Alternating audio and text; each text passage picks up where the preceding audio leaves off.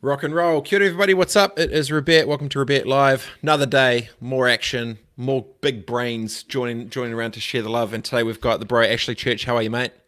G'day, mate. Good. Here in my Uh, bubble in Wellington. yep, Welly Bubble Mafia. So you're Welly bubble, yeah. a former CEO of the Property Institute. You've been a commentator on all things, I guess, real estate, and you've got a pretty wide skill set and expertise across a bunch of shit, actually. How would you describe yourself? Opinionated. Does that mean troll? Is that commercial troll? Oh no, well, no, I hope not. Yeah, I mean, I'm 56, mate, so I've got 50 or 45 years of experience in a whole range of stuff that I've got opinions on. Probably jack of all trades, master of none. There you go. That's my move. How is property? Well, depends on who you are in the property. So residential property. Let's go resi. How's resi? Yeah. So if you're the owner of a property, I think you're probably reasonably safe. The measures that the government's put in place, and more particularly that the banks have put in place to basically give you the opportunity to move to interest only or even defer payments for a period of up to 6 months, I think will probably mean that that part of the property sector will get through relatively unscathed, provided this thing doesn't continue on for too long. If you're a purchaser, a bit more difficult because and I've rabbited on about those LVR restrictions for a long time. That's even more difficult now. If you've still got a job and you've had your income reduced down to 80%, even more difficult to get that deposit together and then get a bank to lend you money. If you're a property investor, a landlord, pretty scary times at the moment because the government, which hates landlords anyway, has put some pretty difficult impositions on them with no support to compensate for that. So it's told property investors, for example, that if a tenant doesn't pay rent, they can't do anything about that for at least 60 days. Obviously, if a tenant leaves, they can't replace that tenant currently. So while in the business sector and across a range of other businesses, there are support mechanisms in place for those things, there aren't for property investors. So that's going to have some pretty deleterious implications, I think, going forward. Whoa, that's a good quick surmise, all just flipping bang straight to it. It's like, yeah, this is what's going to happen. Yeah. So it's quite an interesting dynamic property because each asset is chunky. It is physical, is real. It's not like a digital product which just goes out there. It is, the doors are shut, dollars aren't in. And I think the first wave that happened within, I think it was about 24 to 48 hours, was the whole is it the Auckland District Law Society ADLS 27.5 something shit about I mean, you explain it better than me. I know what it is, but you have better wording, because that felt like there was the first wave of like, okay, every single person that's in a lease, look at this thing because ... How did that sort of roll out on your side that you saw? You're talking about the lease arrangements? Yeah. Or you're talking about the contract in itself? Because the Auckland District Law Society's contract, as people may or may not be aware, is actually the default template for the whole country. So even that was developed by the Auckland, even that was developed by the Auckland District Law Society, basically used by, and I'm not sure if this figure is exactly correct, but something like 95% of all property transactions anywhere in New Zealand use that contract. And that's primarily because the Real Estate Institute kind of adopted it 40 odd years ago as their default template. Got it. And it was the clause that I think it was 27.2 or something, was about basically if you don't have access to the building to your lease, you potentially don't. Here we go. Kate Sheehan. Trust you. The lawyer to jump in here. Yeah, CI 27.5 ADLS agreement. Thank you, Kate. You're up on me, Kate. Yeah, there you go. About on the commercial side. So, actually, we've got one more question here. James Terry says, Robett, question for Ashley. Our landlord has been, from what I can see, one of the only ones in Auckland not willing to help out. Oh, any ideas on what to do? So this is the person sending you the message is actually the tenant? I'm guessing so. I think the first person he should do is probably talk to Kate Shan, who knows CI 27.5 ADLS. Yeah. So I mean, the answer that's pretty disappointing, and I think, and I'm actually interested to hear them say the only, because that's probably correct. Most landlords have actually been pretty understanding of tenants, the plight that tenants have. And my advice over the last couple of weeks has been, if you are finding yourself in some sort of difficulty, if you've lost your job, if you've had your income reduced, first point of reference should be to go to your landlord or your property manager.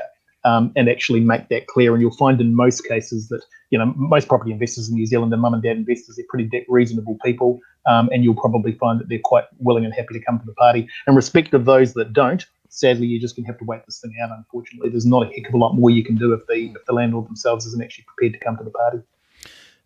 Yeah, obviously, James, if sounds like they're being a dick, you should talk to a lawyer. A little bit.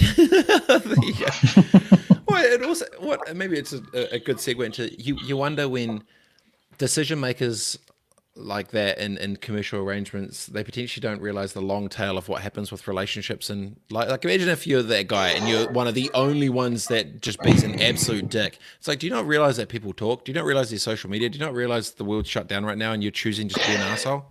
Like, it's tough, Although, right? and I hate to say this, but in the residential space, it's more transactional, so it's probably not so big of an issue. So if you're in the commercial space, that's actually a really big deal, because obviously you've got a long-term lease relationship with your client, and you want to make sure that both parties are happy.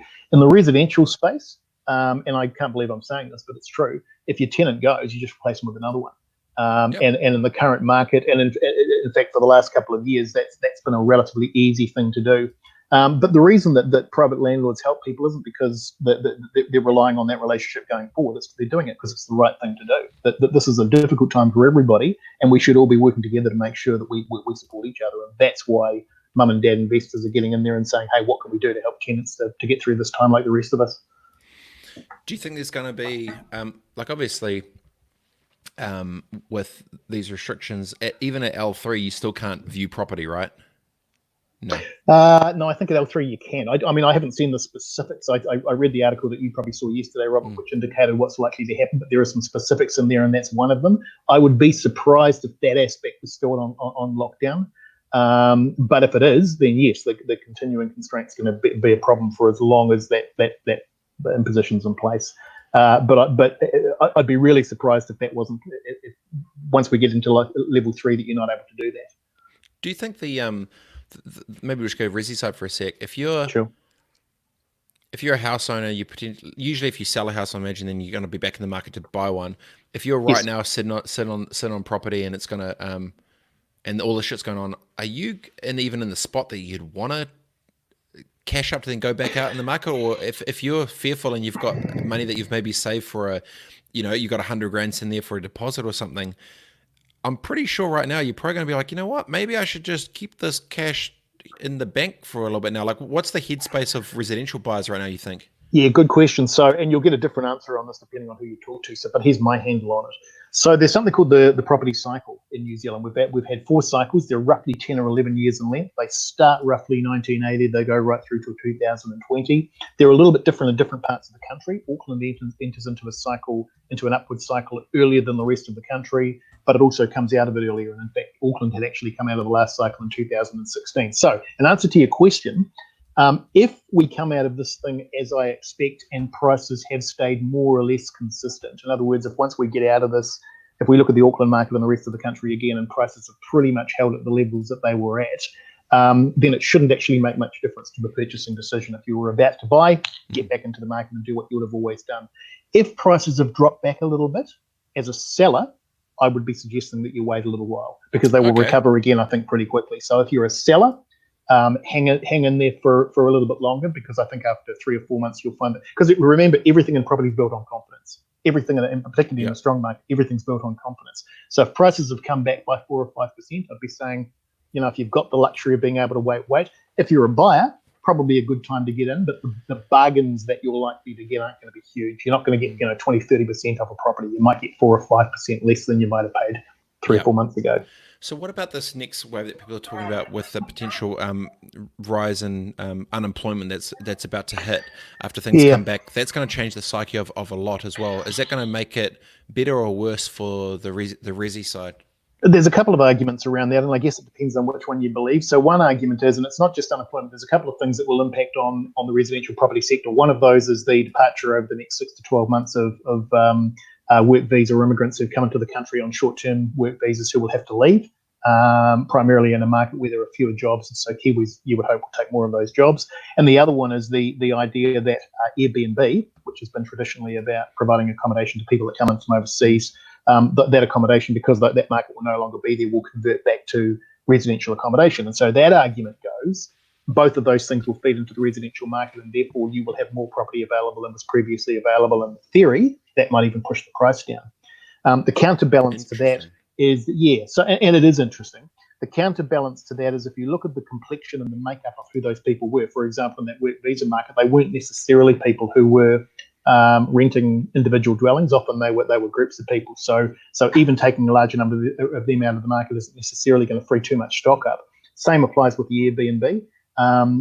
There was a reasonable number of those, but they weren't huge. So it really depends on once the whole market shakes down, seeing what that looks like, and then determining whether or not that means that there's going to be too much stock available, therefore prices should come down, or whether or not they'll sit where they are at the moment. Or the counter argument is, in fact, rents might continue to go up. And the reason for that is because with the impositions that are on landlords at the moment, if you've been a property investor who's bought a property in the last 3 or 4 years and your property is what they call negatively geared, which means it costs you money to own, there's a possibility, particularly if you're mum and dad and you've had your income reduced by 20%, that you might say, hey, this is all getting too hard for me, I'm going to sell this property and get out of the market, and that actually reduces supply. So you understand the point I'm making. There's a whole range of different factors that feed into this thing at the moment, and it's really hard to get a picture on what that's all going to look like. Yeah, that's a funky corona butterfly effect of real estate shit. Hey, that's a funky, that's like a flipping... But even that's one way of putting it, yeah. But, I mean, not that I'm a paid real estate commentator, but sure. The Airbnb, the Airbnb one's interesting because you think about no one's going Airbnb and buying by the month as if it's a rental. It's groups of crew going somewhere, escaping, blah blah. The flip side to that would be if Kiwis want that escapism for short term to go out and do it, but then if there's a lot high unemployment and they don't have as much disposable income, that's probably not going to be the play that they do, right? So then you think, okay, well, if you take the overseas market out, tourists out, local tourists kind of out for the Airbnb side, unless it's like a and even with because often it's not, they'll stay with family and what have you. Yeah, but because even with that, if they're already in one family, I'm imagining with the restrictions it will actually change, because if you can't go with a bunch of strangers together to meet back up, so then that's probably going to stop that as well. So if you take all that out, then you've got all these additional stock, all this additional stock, and they're going to say, okay, well, shit, okay, we'll just chuck it back out. And I guess they're going to have to, because they'll be like, some money's better than nothing, right? Stuff it. Or they think about, okay, well, do we just flip it now? You're going to actually, there might be that other wave of all the Airbnb crew who want to stuff it. Let's flip it. Let's get some cash in the bank and let's cruise. That's another little thing, right? Smarter minds than mine are looking at this at the moment and looking at all these various different factors and determining what it all means. So all that stuff you just mentioned and I talked about before will all feed into it. What we don't know is how that will actually play out. Tell you what I can say with some certainty, though. Because one of the things I'm hearing at the moment is, and you hear this every time that we get to the end of the cycle, the market's going to crash. There's going to be a massive drop in values. One of the really interesting things is if you go back through those 4 cycles that I talked about, Robert, going back to 1980, at the end of each of those cycles when the market flattened off, each of the periods of those booms, there was a different set of economic factors underlying the market. So if you go back to the 80s, you had high unemployment, which we're about to have again. You had very high interest rates. In fact, you were paying upwards of 20% on a mortgage. You had far fewer internationals coming into the country, and yet property doubled over that period in value, roughly doubled in value. If you go to the 90s, same thing, completely different set of factors again. Interest rates were starting to come down. We were getting a few more international arrivals, and yet property doubled in value again. Flick forward to that period between 2008 and 2018. Yep. Same thing. Really low interest rates, really low inflation, much larger groups of internationals. Property roughly doubled in value again. The point I'm making is that there's no consistent set of criteria that determine what makes a market double. It just does. Now, that doesn't necessarily, it's going to guarantee that it's going to happen going forward over the next 10 years, but if you look at the experience of the last 40 years, I think for those 10-year cycles, you'd be reasonably safe, I think, to assume that something like that will happen again. So I'm reasonably bullish in the medium to long term about the residential property market for that reason. Also, the other part to it will be the mental psyche of homeowners that is their first or second house. How do you mean? Like, if it's just your pad and you're like, okay, we just hold on. If we sell it now, we have to go back into the market. Or if you've got a spare batch or something somewhere that was Airbnb, then you're like, if we're already safe with this one, stuff it. Maybe we need let's downsize a bit. Unemployment's up. There might be a big flog off of second or third homes for a bunch of crew, right? Because they'll keep those that have the one. I don't know if you've got one. I'm imagining you'll probably maybe chill for a little bit. Just I don't know. One investment property. Yeah, so Yeah. the counter to that is notwithstanding the point I made before about how difficult it is at the moment for property investors, but again in that medium term, by medium term I mean over the next 12 to 18 months, as long as interest rates stay low and as long as you've got your property on interest only, as most investors already do, that's probably not going to be as difficult as it might otherwise have been. Mm. So most of them will be able to sustain that. It's the additional imposition at the moment is a situation where you can't recover rent basically that you've lost over this period of time, and that's going to put some people into some pretty hairy situations.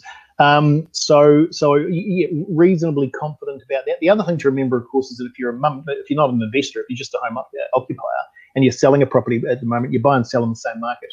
So if Yeah. there is a slight difference in value, then that difference in value occurs on the other side of the equation as well, which means if you're buying for a little bit less, you're also selling for a little bit less, and vice versa. What gets you most fearful about the residential market in New Zealand for the next, maybe let's say 2 years? Because this is going Uh, to roll for a bit. Strangely enough, it's actually not coronavirus. It's not COVID-19. Provided this doesn't go on for too long, and by it I mean the lockdown. As long as life starts to return to some form of normality over the next few weeks, and we start being able to live again and do the things that we would normally expect, then the market will do what the market's always done. I'm reasonably confident about that. And if you're a owner occupier, you're going to be fine. The market's going to continue to do what it does. The two groups I'm concerned about are property investors, because putting aside COVID-19, this government hates them, and it's been doing. I'm serious. It's been doing all sorts of things to punish them, and it's an envy-based ideology. It's got nothing to do with the economics of the market. It's been going on for the last 2 or 3 years. In fact, I see that that Parliament had basically decided it was going to suspend the work of select committees, with the exception of submissions on the fairly controversial changes to the Residential Tenancies Act. So, that gives you some indication of where their ideology's at. The other group I'm really worried about are home buyers. So young people are looking to buy a home, and part of that's around those LVR restrictions, that 20% deposit they're required to put together if they want to buy a home. And part of it's going to be the fact that if that was difficult for them before, it's now just become even more difficult for them in an environment where we could have upwards of 10% unemployment and reduced wages and salaries in a market where house prices are obviously high relative to what those people can afford. Yeah, the home buying ones. How do you think banks are going to react or try and play nice with that thing? Oh, initially, the banks will be really conservative. The initial approach by banks basically will be to pull right back to treat the 80% of income that people are earning at the moment as the base income. So not to say, as you might hope they would do, look, we understand that you're actually on this income and that this is just temporary. I think they'll treat the 80% as the real income, which makes it that much more difficult.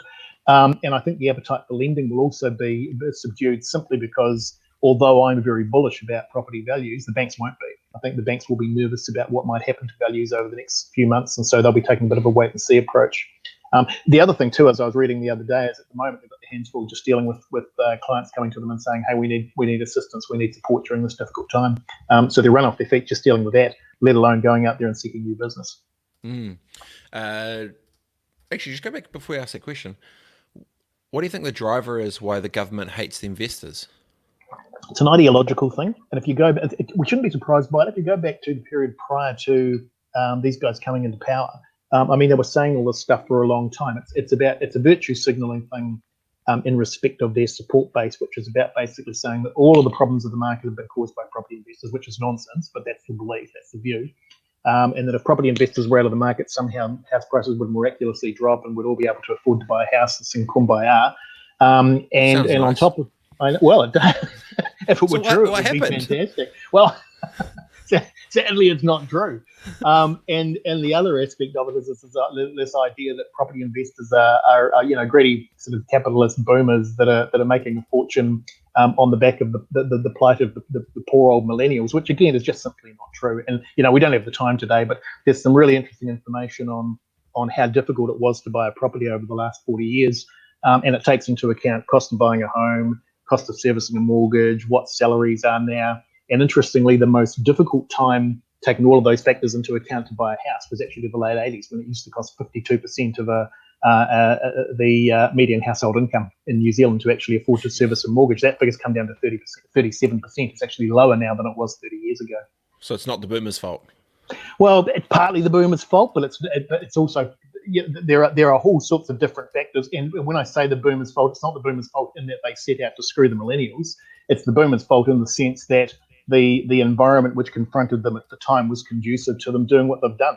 The irony of that is, though, and I love making this point, is if you're a millennial buying a property right now, and I've seen this so many times to recognise that it's a thing, you go into the auction room with your partner and you've got your loan approval and you put your hand up and you miss out.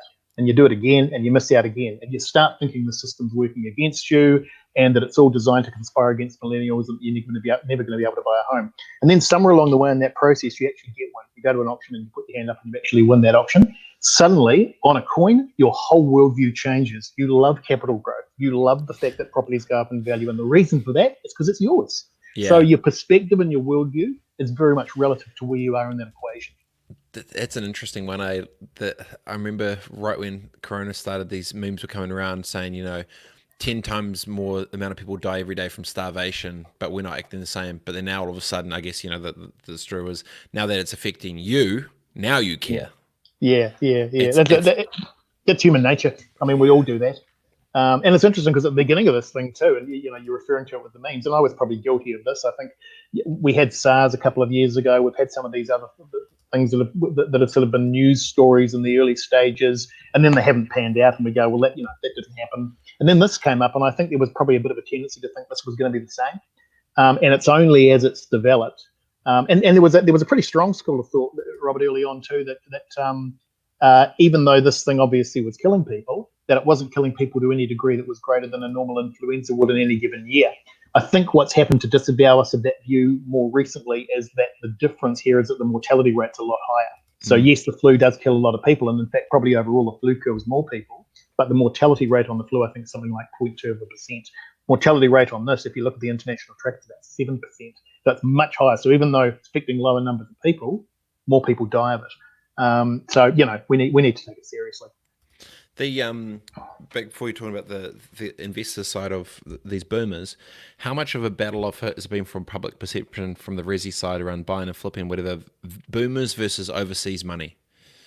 Oh, not much at all. So interesting. So another one of these virtue signalling policies that came out of this government was around the impact of foreign buyers. And you'll remember that back in, I think, 2015, Phil Twyford did that exercise where he basically counted up foreign-sounding names and came back and said that 30% of all properties in Auckland were owned by foreigners, which was just nonsense. If you actually analyse that and look who those people were, and they were Asian names, by the way, so we was focused on the Kiwis. A lot of them are Kiwis, a lot of them born here, or if they weren't born here, are naturalised or citizens of this country. Anyway, so on the back of that, the national government went away and said, okay, we need to find out whether this is true or not. And they got the Stats Department to put together a foreign buyers register. And the register came back after about 6 months and said 3% of all property purchases in New Zealand are by foreigners. Now, there was an outrage and an uproar from the left who basically said that's nonsense. Those figures don't take into account trusts, people buying on behalf of foreign buyers. So even if you fudged that and said, okay, it's not 3%, it's 6%, it still wasn't the 25 to 30% that was being claimed. Now, what was interesting was, so Labor ignored that and put in place the foreign buyers ban anyway. And about 9 months ago, and you might remember this, Stats came out with a report that basically said, yep, that it was still 3%. And then there was a headline that came out from the Herald that said 81% of foreign buyers had disappeared from the market as a result of the foreign buyers ban, which sounds like an extraordinary figure. 81% of foreign buyers had disappeared until you drilled down and you realized it was 81% of 3%. It's about 2.5% of the total market. It was nothing. Yeah. So it simply hasn't made any difference. To the extent that house prices have gone up as a result of investors, and I don't believe that link's as strong as it's made out to be, that's New Zealanders. That's not foreign buyers, that's New Zealanders. That's people who've gone into auction rooms and put their hand up. And the reason they've done that, it's not because they're trying to screw the market. They've done that because money's cheaper. So between 1980 and now, the one consistent aspect of that market is that the cost of money has continued to come down. Yep. So you can buy more with your money now because it's cheaper than you could have bought even 10 years ago. And that's helped. It's not the only reason, but that's helped to push house prices up.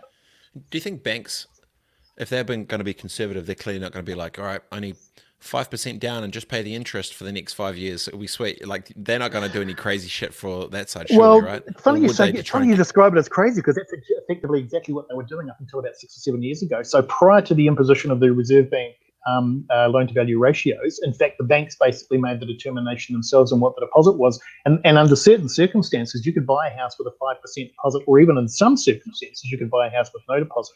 And that all came down to whether the bank decided you were a reasonable credit risk and had good sustainable household income and what was going to be the income of the property itself. And look, they've been doing that for a long time. The market didn't crash as a result of that. The market worked perfectly fine. Property values continue to increase. So this narrative that the Reserve Bank has been putting out there that somehow they're making the market stable simply isn't backed up by the history of the facts over the last 40 years. Would the bank want to do that, though, or no? I think the banks had an appetite for it because they wanted to lend, and it was another way to do so. They wouldn't want to do it now. But right now, possibly no. In 6 months' time, yeah, probably could be, because it was, as I say, it wasn't an unusual thing that had been going on for a long time. And they focus on the businesses right now for the extra cash to get people working, and then they'll go to the accommodation side. Makes sense. Sure. Although the profile of all of the banks is, I think, is that the majority of lending from, I'm pretty sure I'm right in saying this, and all of the main trading banks is in the mortgage market. So that's where that's their bread and butter. That's where their main income comes from. Yep, I get it. Actually, Kate's just jumped back in. Kate. Is that why Ashley thinks the government excluded property investors from the government-backed loan scheme? Yes. Yes, Kate, it is. Yes. Yeah, Yes. Yes, it is. It's ideological. Plus, which, in terms of messaging to their supporters, that's not a message that they would want to indicate. Having just gone through all of these exercises to punish property investors, to now go out and say we're going to help the poor old property investor and keep them afloat, I think would be anathema to their support base, and therefore they're not likely to do it. Yep. It's the power of the people. The sentiment is such a powerful thing. It's an intangible. It's a weird one, eh? Like the feeling of people, which you can't actually write down anywhere, changes so much. Just how people feel, and they talk about business not being personal. And it's like, well, if the sentiment's that, then they're going to change all these rules, which is worth hundreds of billions of dollars to New Zealand. But if we don't feel like it, or I think you're virtual signaling and whatever, yada yada, A section of society. I don't think it's fair to say everybody feels that way. In fact, 60%, 62% of Kiwis actually own their own home, and I suspect it would be true to say that for most of those people, they actually think property is a pretty good thing. I think that market that I'm referring to, that Labor virtue signals to, tends to be renters, and it tends to be people who are probably at the beginning of their working lives, and for who this is all too hard, and they see that as the nasty, evil property investor who's taking away their life's opportunity. Interestingly, those people change in their attitude. People become generally, not completely, but generally, people become more conservative as they get older, and that impacts on their view of the economy and how things should work. It has to do with having kids and getting into long-term relationships and taking on additional responsibility, I think. You summed it perfectly. As soon as that coin flips and they get the win, their shit changes quick, fast. Like, absolutely. Whoa. Absolutely. Capital growth's wonderful. Let's have more of it. Scott Koto, my mum is about to sell her rural property and buy land to build. Should she renegotiate her land deal, and would you see building costs changing? Oh, it's a pretty specific thing. I don't know if you're going to give the exact advice, I can answer that in have a general stab. terms. I wouldn't see building costs changing, and if they do, they might go up. Why would it go up? Sorry. Well, only in the sense that the market's going to be smaller for a while, and therefore, in order to for a business to continue to make money, it's going to need to basically cut to get its income from somewhere. Renegotiate the contract if she's got the opportunity to. Sure, have a crack. If that contract's unconditional and signed, then that opportunity may not exist. That opportunity, because that's quite a specific question. I probably need to know a little bit more about the deal. Would there be certain landowners right now that the potential owners of it don't actually realize they might actually be in some hardship and actually might want the deal to get done quick and might potentially take less, and you never know what the other side's thinking, or potentially what their position is, right? Yeah, it is. And I mean, to extrapolate that out further, just going beyond property and looking at the economy in general, I think that's true of lots of enterprises. I think there are businesses at the moment that have probably come through the last 3 or 4 weeks okay, and maybe have tapped into the subsidy, and at the moment cash flow is looking okay, who simply haven't had the opportunity yet to look over the precipice and actually see what things are going to look like in 6 months' time. And that's the great unknown about all this. Conversely, I think there's going to be some businesses that will rebound pretty quickly. I think the retail sector, once it's allowed to get out again and actually start trading, will be all right. Because while we might be talking 10% unemployment, that still means 90% of your income's earning an income. So I think retail will probably be okay. Cafes, restaurants, But other The aspects, distancing though, that like I know a lot of as long as that continues, that's going to be difficult. But let's assume that that's going to come off at some stage over the next 4 or 5 weeks, and that life returns to some degree of normality. So I'm talking more not the next couple of weeks, but more in the medium to longer term. I think that should be all right. Some aspects of the export economy, no problem, Scott. Some aspects of the manufacturing economy, I think, will be okay. Conversely, tourism. Basically, that's an industry that's going to be pretty much wiped out for a couple of years, unfortunately. And there's some very innovative operators out there who are going to be upon some hard times for a while. Yeah. We had Tim Alp on the show yesterday, CEO of Juicy Group, and saying that they've had a over 90% loss of revenue instantly within and we had Rob Campbell on, and he's also on the chair of THL Holdings. Obviously, they've got all their tourism stuff as well.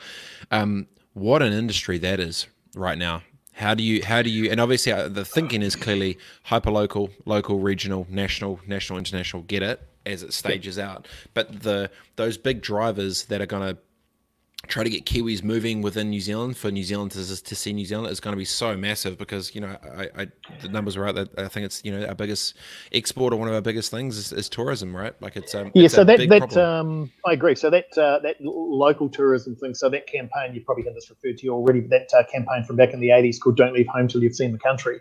It's kind of a reversion to that.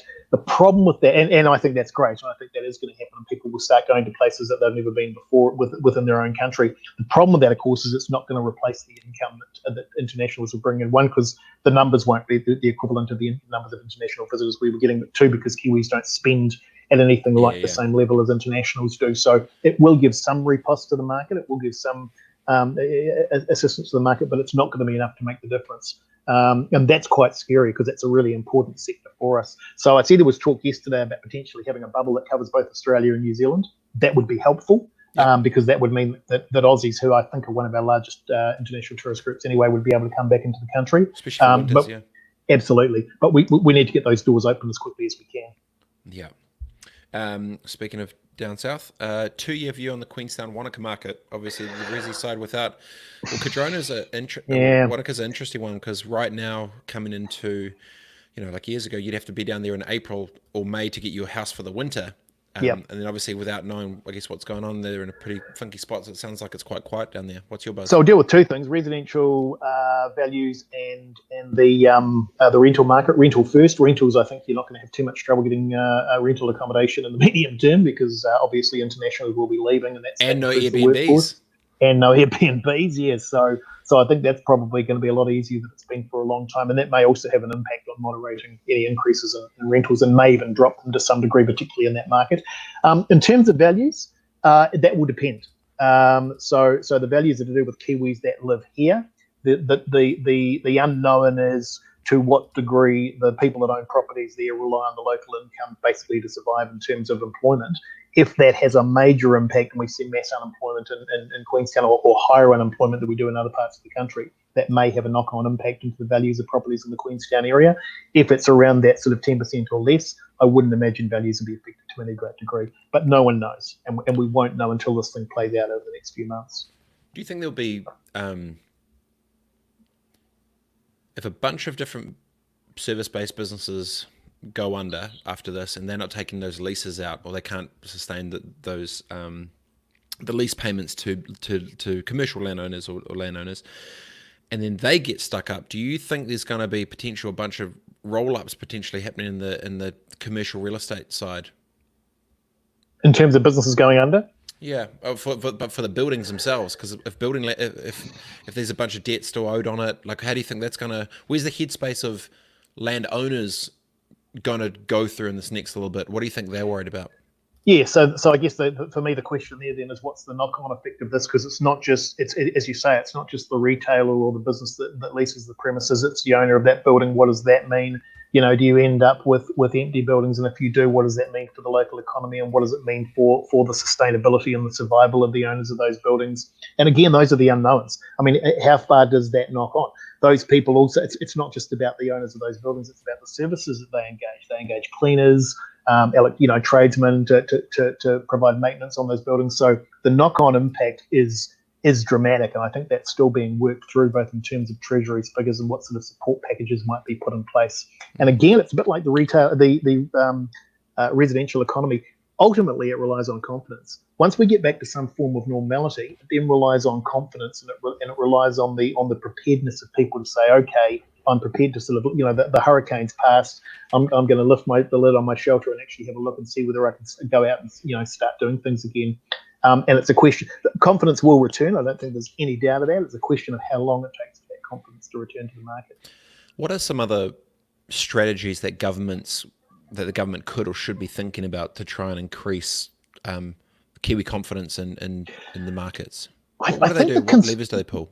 The concern I've got, and I can't give you a specific answer on that, but I can give you a general one. I think the concern I've got at the moment is, and this was typical of a Labor government, lots of focus on support, which is great. Lots of focus on support and getting people through. What we need, though, and I don't know whether these guys have got the ability to do this, and this is where I've got a real issue, what we need is a cohesive economic plan. We need a strategy that says this is where we need to be in 3 or 4 years' time, and this is how we're going to get there. So the two sides of the equation are, how do we support people through tough times? And I think these guys have done a reasonable job of that. And there's some initiatives being put in place even this week to try and do what we can to continue to make sure that people survive through this period. But that's not enough. The other side of that equation is, what do we do to get back to the promised land? How do we actually get there? I'm concerned that these guys don't have the ability to do that because it's not their playbook.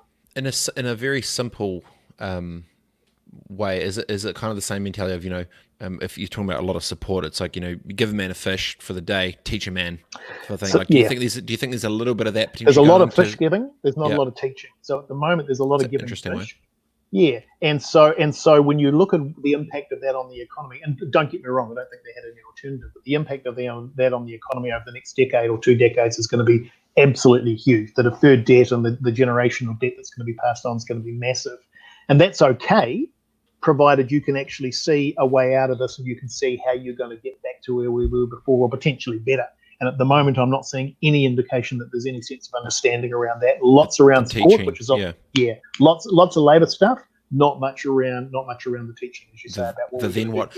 But if you threw all that out too soon, wouldn't that just freak people out? It'd be too much info. Like I guess. That's fair. I guess because it feels that it's very much everyone's in reactionary mode. Like, oh shit! It's like, okay, what's that next thing? It's like, cool. Every day at 1, she's going to tell me this. Boom. Okay.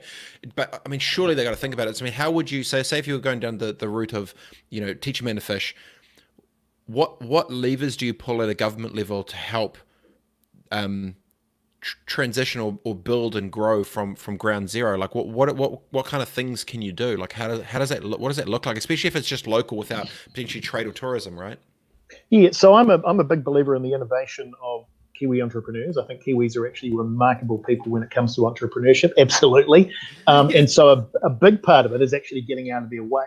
So a good government in times of growth says, what can we do to reduce the size of government? It doesn't say, how can we make government bigger? It says, what can we do to reduce the size of government? Yes, we've got these support mechanisms that might have a sort of a twilight to them that have to stay in place for a while. But apart from that, how can we remove the obstacles to actually getting businesses back on their feet as quickly as possible? So that actually might include things like reducing the impositions, things like the Resource Management Act, looking at legislation, looking at the tax structure and saying, how can we make this? Look, it's possible, and I don't think these guys are the guys to do it, but it would be entirely possible to come out of this a stronger country commercially, a stronger country economically than we were before we went into it, if we took the opportunity that this thing provided and said, what could we actually do to reduce the obstacles to doing business in this country? And that's the bit I'm concerned that we're not going to get right. I think what we're likely to see is just the opposite. We're likely to see the government getting in boots and all, picking winners, starting to invest more into sectors that it thinks they're going to succeed. None of those things have worked in the past, and I suspect they're not going to work in the future. I don't know much about politics, and I stay clear, but it seems very clear that you might not vote for Labor when it comes to commercial policies. Just a hint. Just a hint. Injuries, that's actually fair, but I'm actually a socialist, and I'm a socialist in the sense that I'm a really big believer that the most vulnerable in your society need to be protected. So Yes. so a decent society says, let's say it's 10%. What do you do for the 10%? How do you house them? How do you make sure they've got adequate income? How do you make sure that they're healthy? How do you make sure that they're educated? The difference between so it's not about the aspiration or the outcome. It's about how you get there. And so my view is you do that using market mechanisms. You make your country wealthier so that you've actually got money to support those people. You don't do it by this sort of socialist approach that says, hey, let's just throw money at everything and hope that it works.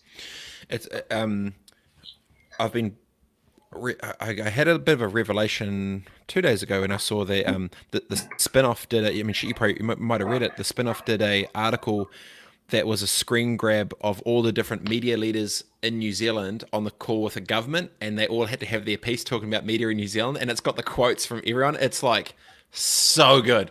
Basically, they're saying, some want handouts, some want this, that, blah, blah. And then I was just thinking, I was like, okay, obviously media needs some support. I get that. There's, just make sure that it's done for the reasons of that it's a sound business model, not just giving someone a lifeline with a shit model that's going to die anyway. Separate conversation. Yeah. But then I thought, well, wait a second. We need media. Okay, well, if tourism is one of our biggest exports and 70% or 50% of these mum and pop tourism shops go under, does the government then go and save tourism? Does the government then go and save the housing? Does the government go and exactly prior to your question, I was like, man, at what point where do you draw the line of who you help and who you don't? Because you know that there's going to be all these other different industries and verticals, or the hospitality or ...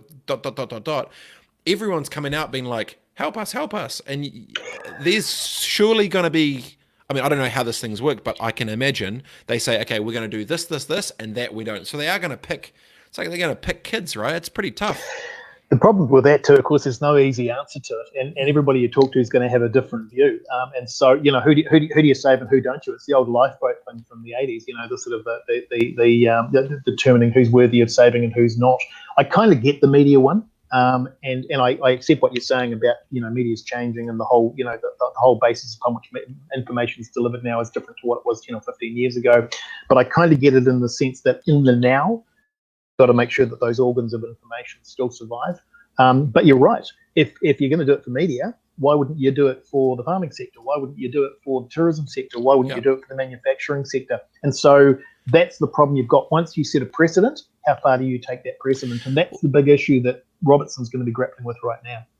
Yeah. So, maybe if I have a very small brain, I think of things simply. But if you thought about the idea of, give a man a fish, teach a man to fish.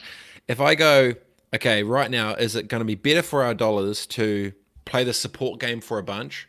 Or to your point before, if we know that we've lost all this tourism cash, even if there's going to be localized stuff, it won't be at the same levels. Maybe the question is, how can we further accelerate business to get New Zealand back in business, but then make things easier for business to create and do business not only in New Zealand but the world, right? Like that feels like that might be the teacher man is actually making clear leadership. Leadership. So very clear leadership accompanied by a very, very clear vision and an outline of what it is that we're aspiring to achieve. And in respect of what I'm talking about, I don't think we've got that at the moment. That we've got leadership, which is great in that sort of socialist welfare sense. We don't have clear business leadership, a clear plan, and the removal of as many obstacles as possible to allow and enable people to get back into that entrepreneurial space and start doing the things that Kiwis do well as quickly as possible, coupled with, only to the degree that it continues to be required, support from the state during this really difficult time.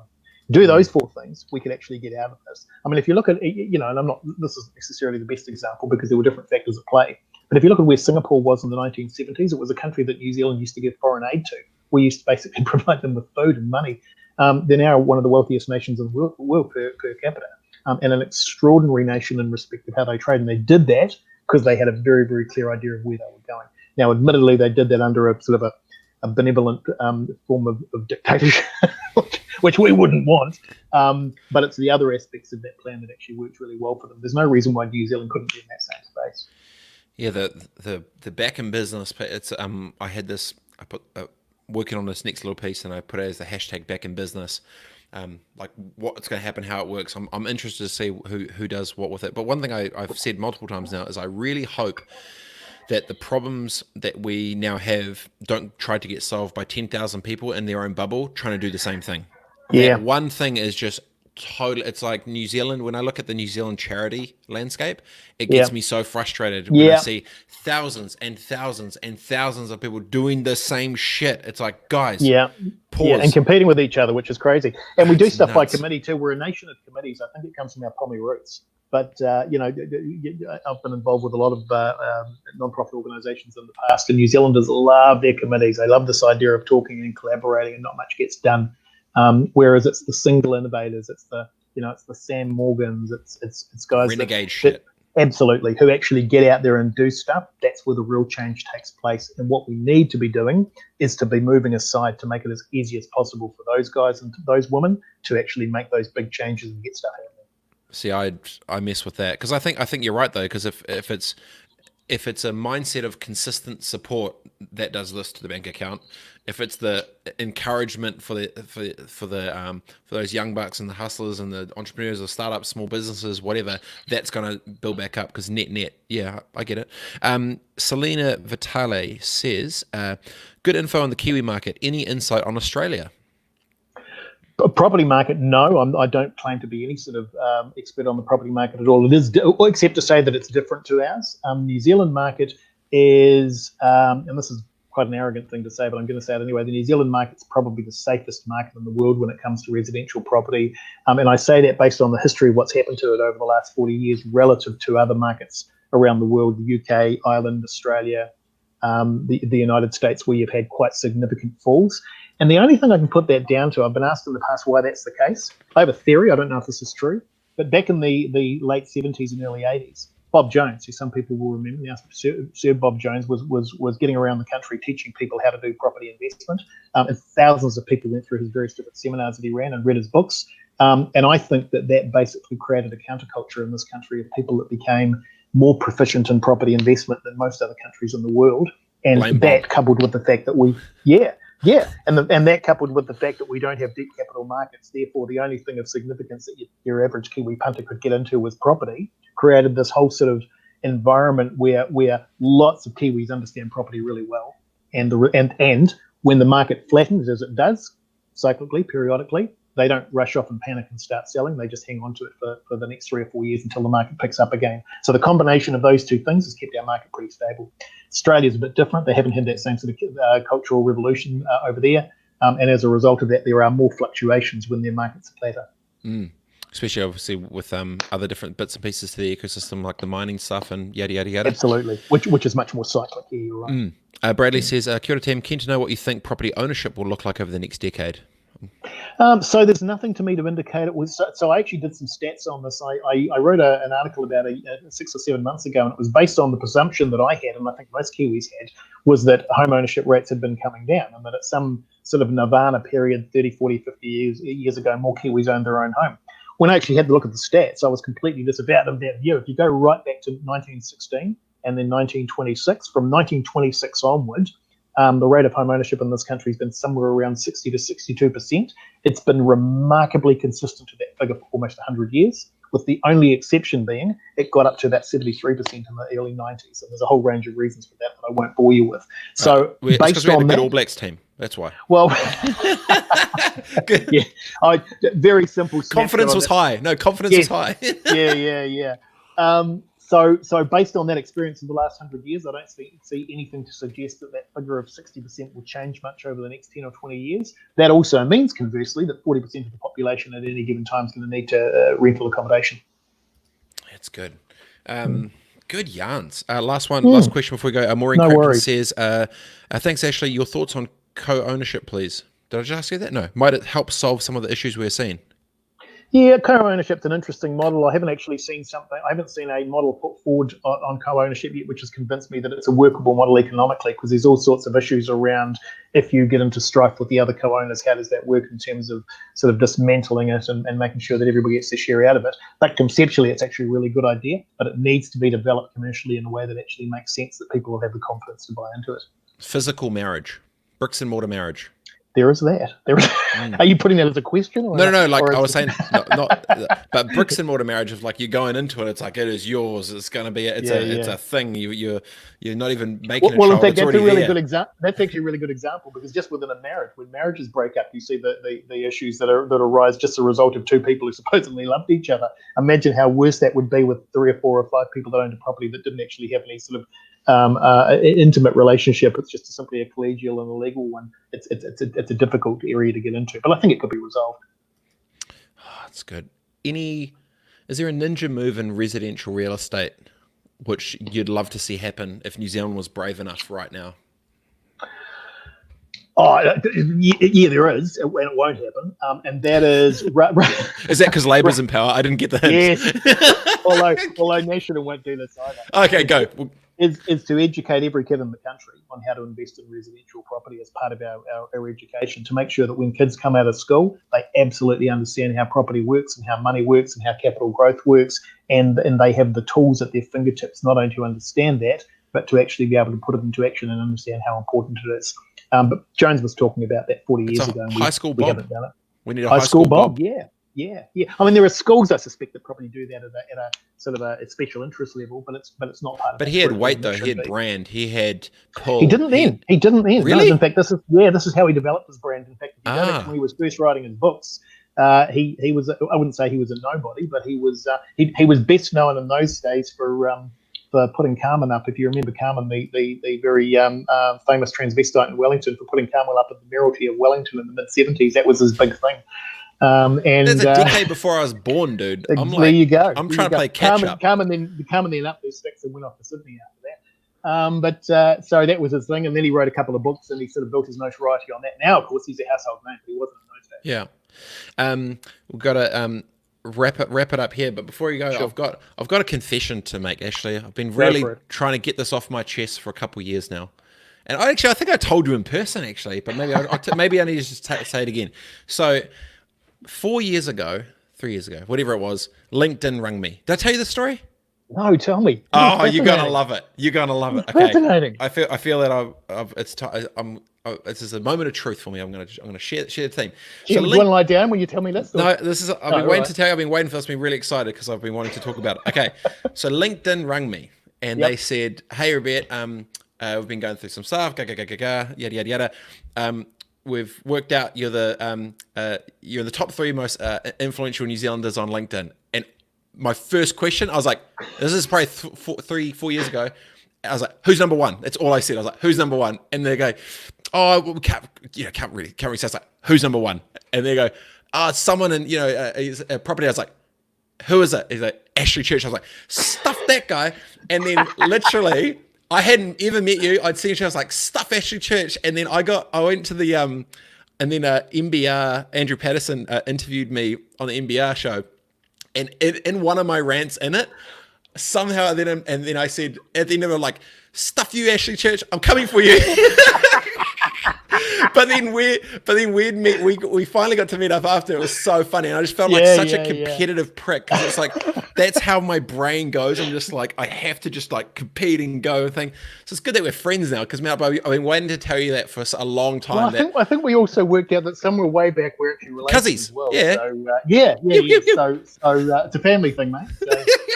So yeah, our lineage is now 1 and 2. We're good. That's right. But no, I appreciate your time, brother. If people want to check you out, obviously, ashleychurch.com, I believe, is the spot to go check out, and all things commentary within the space. Oh, I feel like I've taken a load off my chest. I was like, I've got. Like, I'm glad you feel so much better, mate. Yeah, no, thanks, good. It's always good to cleanse yourself of these things. So. All right, love your work, brother. I'll see you soon. I appreciate you the time. Buddy. Talk soon. Ta-da. Thanks, bro. Peace. What a good dude. See, you don't need to hate your competitors when they're good humans, and you've just been a competitive, bastard that's trying to take on everyone to do everything to try and be the best. You don't need to. You can be nice. So good insights into the resi world. Obviously comes from a deep history within property in New Zealand. Understand it, and good insights. I like the idea around, not necessarily that you shouldn't support, but this idea of how do you teach men to fish? How can you unlock more of the entrepreneurial spirit in business to be able to potentially do more, so help more New Zealanders get hashtag back in business, whatever this thing may look like in the future. So good insights. Clearly old mate supports National. I mean, I knew that already, but he was very I actually appreciate he's just up front, because at least he's consistent. It's flipping great. Good work, team. I hope you've enjoyed that one, and I'll see you on the next. Adios. Enjoy. I'll see you soon. Stay safe, stay smiling, and I'll see you in a bit.